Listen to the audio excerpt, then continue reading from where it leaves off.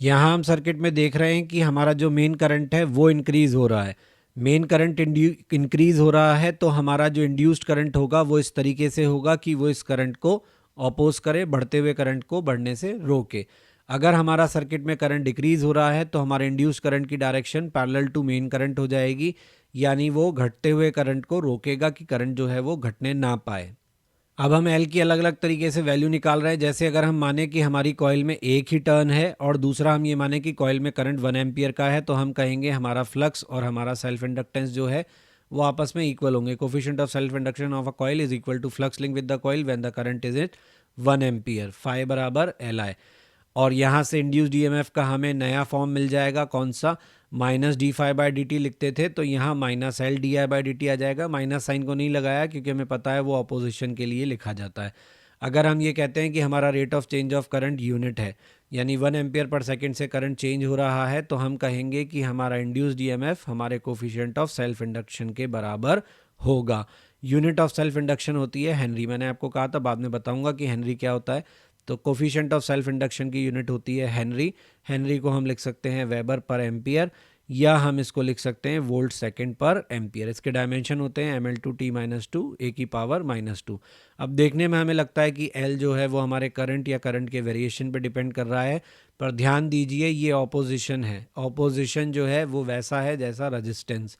तो जैसे रजिस्टेंस आपके ज्योमेट्रिक कॉन्फ़िगरेशन पे डिपेंड करता है, एल भी आपका इन्हीं सब चीज़ों पे डिपेंड करता है। जैसे नंबर ऑफ टर्न्स कितने हैं, एरिया ऑफ क्रॉस सेक्शन कितना है, परमिएबिलिटी ऑफ मीडियम क्या है। इसका करंट या करंट के चेंज से कोई लेना देना नहीं है, इसका बेसिकली लेना देना इन सारी प्रॉपर्टीज से है। और ये तब तक एक्शन में नहीं आता जब तक कि आपका करंट नहीं चेंज होता। अगर करंट कांस्टेंट है सर्किट में तो फिर एल कोई रोल प्ले नहीं करेगा।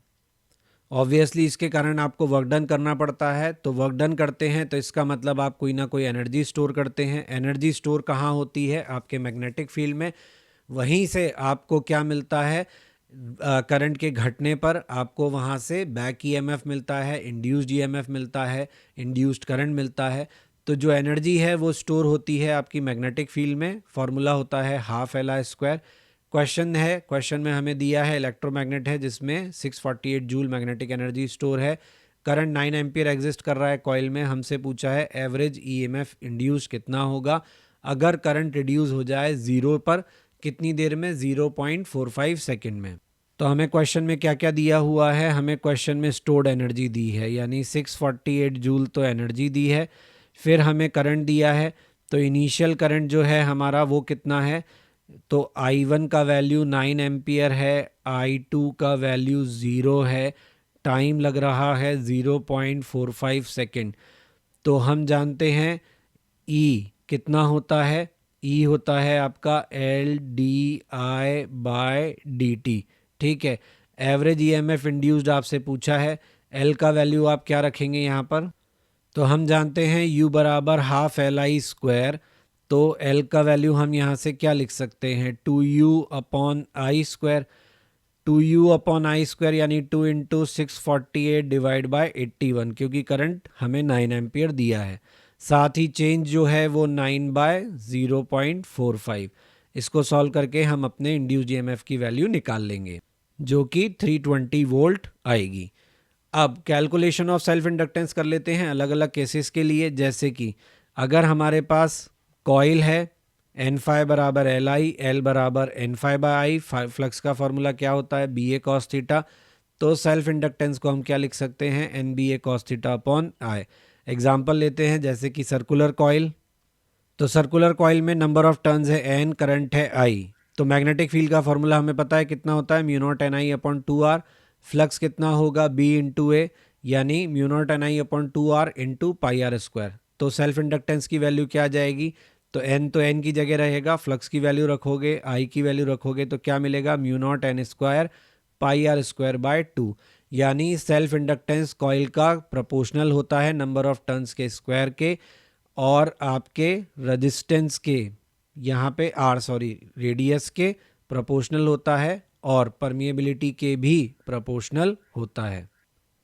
हाँ, तो हमारा फ्लक्स आर पे डिपेंड नहीं करता, आई तो इसमें कट ही जाएगा, तो आपका एल जो है वो रेडियस के प्रोपोर्शनल है, नंबर ऑफ टर्न्स के स्क्वायर के प्रोपोर्शनल है और परमिएबिलिटी के प्रोपोर्शनल है। यानी अगर हम नंबर ऑफ टर्न्स के साथ ग्राफ देखेंगे तो लीनियर ग्राफ नहीं होगा, इस तरीके से पावर 2 के साथ बदलता हुआ ग्राफ होगा।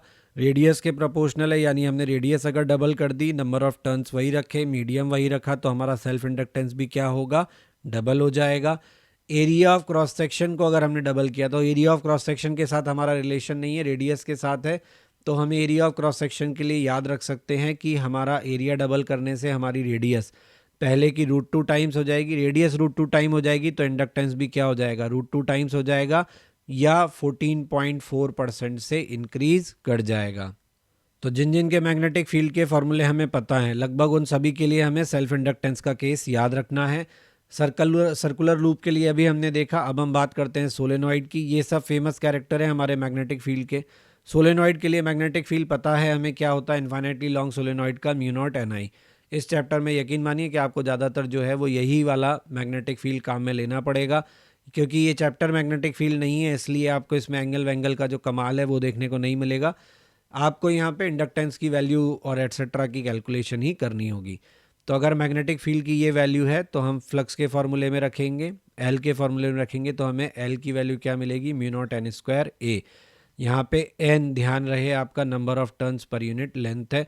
अगर आपको सिंबल में कन्फ्यूजन है तो हम सिंबल बदल लेते हैं, हमने स्मॉल एन सिंबल काम में लिया था, तो आप स्मॉल एन सिंबल ही याद रखें कि ये जो सिंबल है ये आपका स्मॉल एन है, ठीक है। It is μ0 N²A।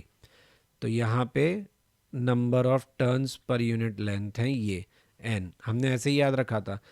फिर बात करते हैं टोरॉइड की। आपको पता है अगर सोलेनॉइड को बंद कर दिया जाए तो वो क्या बन जाता है, टोरॉइड। टोरॉइड का मैग्नेटिक फील्ड भी हमने निकाला था। अगर आर हमारा रेडियस ऑफ टोरॉइड है और ए हमारा एरिया ऑफ क्रॉस सेक्शन है, रेडियस ऑफ टोरॉइड और एरिया ऑफ क्रॉस सेक्शन में डिफरेंस आपको समझ में आ रहा है। टोरॉइड जो है उसका शेप याद करिए, रेडियस ऑफ टोरॉइड का मतलब ये वाला रेडियस है और क्रॉस सेक्शन ये है, तो इस क्रॉस सेक्शन की रेडियस जो है वो स्मॉल आर है, दोनों में डिफरेंस है। तो ये आपका इंडक्टेंस का, सेल्फ इंडक्टेंस का फॉर्मूला है। वैसे बेसिकली आपको यहाँ पे सोलेनॉइड को ही क्वेश्चन मिलते हैं, टोरॉइड का क्वेश्चन रेयरली मिलता है। करंट आपको सोलेनॉइड में दिया है 240 टर्न्स हैं, लेंथ 12 सेंटीमीटर है, रेडियस 2 सेंटीमीटर है। करंट चेंज हो रहा है किस रेट पर, 0.8 एम्पियर पर सेकंड पे। ईएमएफ इंड्यूस्ड आपसे पूछा है, तो डेफिनेटली ईएमएफ इंड्यूस्ड के लिए हम काम में लेंगे एल di/dt। di/dt हमें इजीली 0.8 दे दिया है। एल के लिए हमें कौन सा फॉर्मूला काम में लेना है, तो अभी हमने ऊपर देखा μ0 N²A, ये हमें काम में लेना है। एन क्या है, यहाँ पे हमारे number of turns per unit length है, तो number of turns per unit length कितने टर्न है, 240, और लेंथ कितना है 0.12। यहाँ से स्मॉल एन का वैल्यू आ जाएगा। एरिया, तो एरिया कैसे निकालेंगे, πr² से। आर का वैल्यू कितना दिया है, 0.02 मीटर स्क्वायर कर देंगे, यहाँ रखेंगे, इंड्यूस्ड ईएमएफ की कैलकुलेशन करेंगे। यहाँ पे मुझे लगता है कि एक बार हम अपने फॉर्मूले को चेक कर लें। हमारा फ्लक्स होता है μ0 Ni, मैग्नेटिक फील्ड, तो हमारा फ्लक्स होगा μ0 Nia।